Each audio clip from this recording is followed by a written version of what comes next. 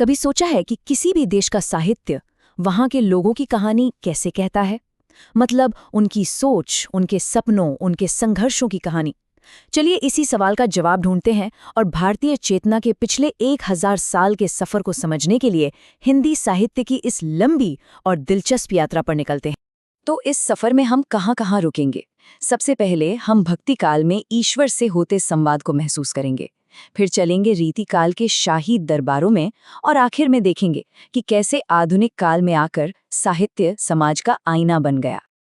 ये देखिए, ये है हमारी यात्रा का नक्शा।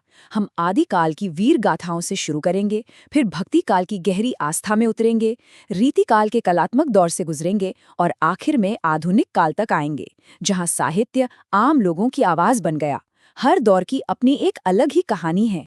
तो चलिए सफर शुरू करते हैं पहले पड़ाव से।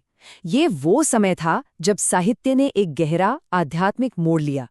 ये था भक्ति काल, एक ऐसा दौर जब पूरे भारत में आस्था और भक्ति की एक जबरदस्त लहर दौड़ पड़ी, जो कविताओं और गीतों में ढल गई। अब भक्ति का नाम सुनते ही लगता है कि ये सिर्फ पूजा पाठ की बात होगी, है ना? पर ऐसा नहीं है। भक्ति साहित्य का असली सार था ईश्वर के साथ एक बेहद निजी, एक इमोशनल कनेक्शन बनाना। ये सिर्फ धर्म नहीं, एक गहरा रिश्ता था।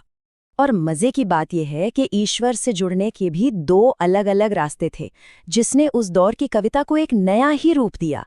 एक रास्ता था निर्गुण धारा का, यानी उस ईश्वर को मानना जिसका कोई रूप नहीं, कोई आकार नहीं, और दूसरा था सगुण धारा का, जिसमें राम और कृष्ण जैसे साकार ईश्वर की भक्ति की गई।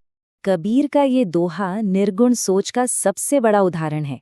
जरा सोचिए, उस जमाने में जब समाज जातियों में बुरी तरह बटा हुआ था, तब ये कहना कि ईश्वर की नज़र में सब बराबर है, कितना बड़ा और क्रांतिकारी विचार रहा होगा। कवियों ने अपनी कलम से सामाजिक बराबरी की आवाज बुलंद की थी। सदियों तक भक्ति की धारा बहने के बाद साहित्य की नदी ने अपना रास्ता बदला। अब उसका केंद्र मंदिर नहीं, बल्कि राजा महाराजाओं के आलीशान दरबार बन गए। ये दौर था रीति काल का। मतलब कविता का मकसद ही बदल गया।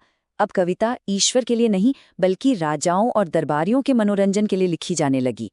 उसका विषय था दरबारी जिंदगी का जश्न मनाना, और हाँ, कवि की अपनी कला का प्रदर्शन करना।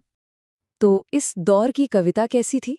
सोचिए, जैसे कोई बहुत ही बारीक, कीमती गहना हो, भाषा बहुत सजी धजी, अलंकारों से भरी हुई, और विषय बस सौंदर्य, प्रेम और अपने संरक्षक राजा की तारीफ।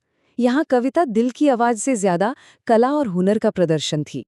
और अब हम पहुँचते हैं उस मोड़ पर जहाँ साहित्य दरबारों की ऊंची दीवारों से निकलकर आम आदमी के घर तक पहुँचने वाला था। ये हिंदी साहित्य का सबसे बड़ा, सबसे क्रांतिकारी दौर था, आधुनिक काल। इस बदलाव की सबसे बड़ी वजह थी गद्य यानी प्रोज का आना। प्रिंटिंग प्रेस की वजह से अब उपन्यास, कहानियां और निबंध आसानी से छपकर आम लोगों तक पहुंच सकते थे। साहित्य अब कुछ खास लोगों की जागीर नहीं रहा।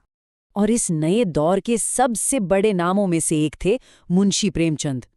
उन्होंने साहित्य को सचमुच एक आईना बना दिया, जिसमें पहली बार गांव के किसान, मजदूर, मतलब आम हिंदुस्तानी की जिंदगी, उसके दुख दर्द और उसकी उम्मीदें साफ साफ दिखाई दे रही थीं।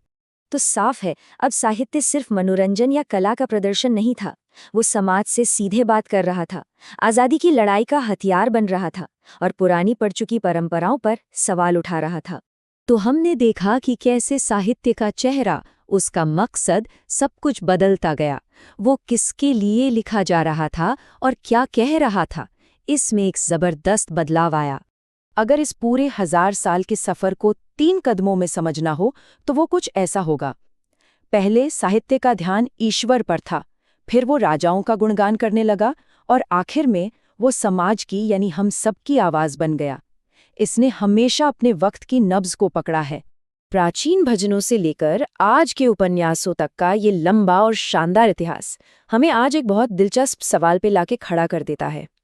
अगर साहित्य हमेशा से अपने समाज का आईना रहा है, तो फिर हमारे इस डिजिटल युग का आईना हमें क्या दिखा रहा है?